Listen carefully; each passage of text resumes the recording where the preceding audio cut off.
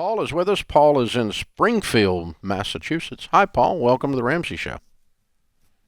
Hi, Dave. Hi, Ken. Hey, what's up? Quick question for you. I'm on my church's finance committee, and we're going to be having a capital campaign fundraiser coming up for a new social center. And in Massachusetts, the marijuana industry is now legal. And so I've been thinking about what is your thoughts on receiving donations or soliciting donations from someone who, makes their living from that industry? And is it something that we should consider or not consider? I know you always say money is neither moral or immoral.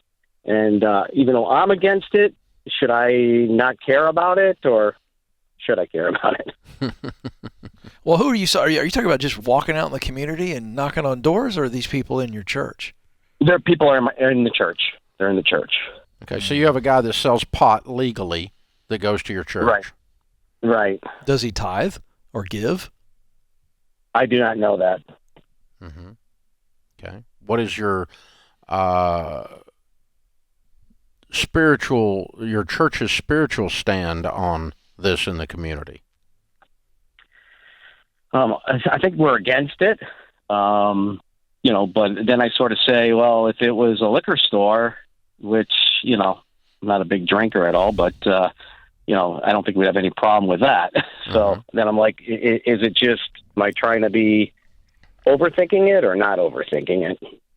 Well, I both are certainly legal in your state, okay?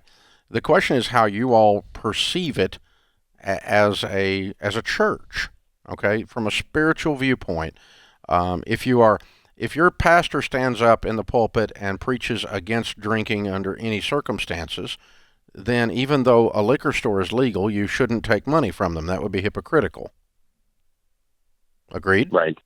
And if he stands up in the pulpit and says, even though marijuana is now legal, we don't think it's good. We think that, smoking pot, getting high is a sin. I don't think you ought to do that. Then, taking money from the local weed store is hypocritical. Right? Yeah, that's what I was But now, thinking. if your pastor's ambivalent about it, and your pastor and the spiritual leaders, the deacons, the elders, however your church is governed and structured from a spiritual standpoint, if they're ambivalent about it and they put pot in the same category as liquor, then and you're not you don't have an issue from a spiritual standpoint. If we wouldn't call it sin, okay, then for instance, the church that I go to, alcohol is not something that is preached against. Obviously in moderation, but having a glass of wine or a glass of bourbon or something like that, our pastor does not scream and yell and get red in the face about it, okay? And so that church receiving tithes from the local liquor store would not be a problem, at the church that I attend, as an example. Okay, but if you went to a church that had that stance that to receive the money is hypocritical. So I think you need to establish where you all stand on this issue, and then that will tell you spiritually where you stand, and that will tell you whether to take the money or not. Make sense?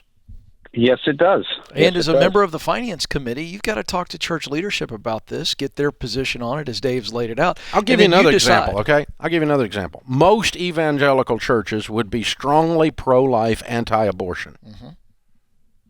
And to take tithe money or capital campaign money from an abortion doctor that attends that church would be hypocritical as crud. Right.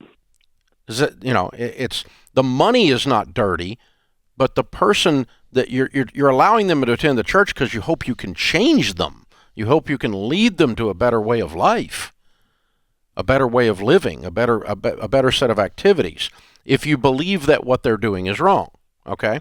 And so you've got to, and I'm assuming, let's just make an example here further at your church.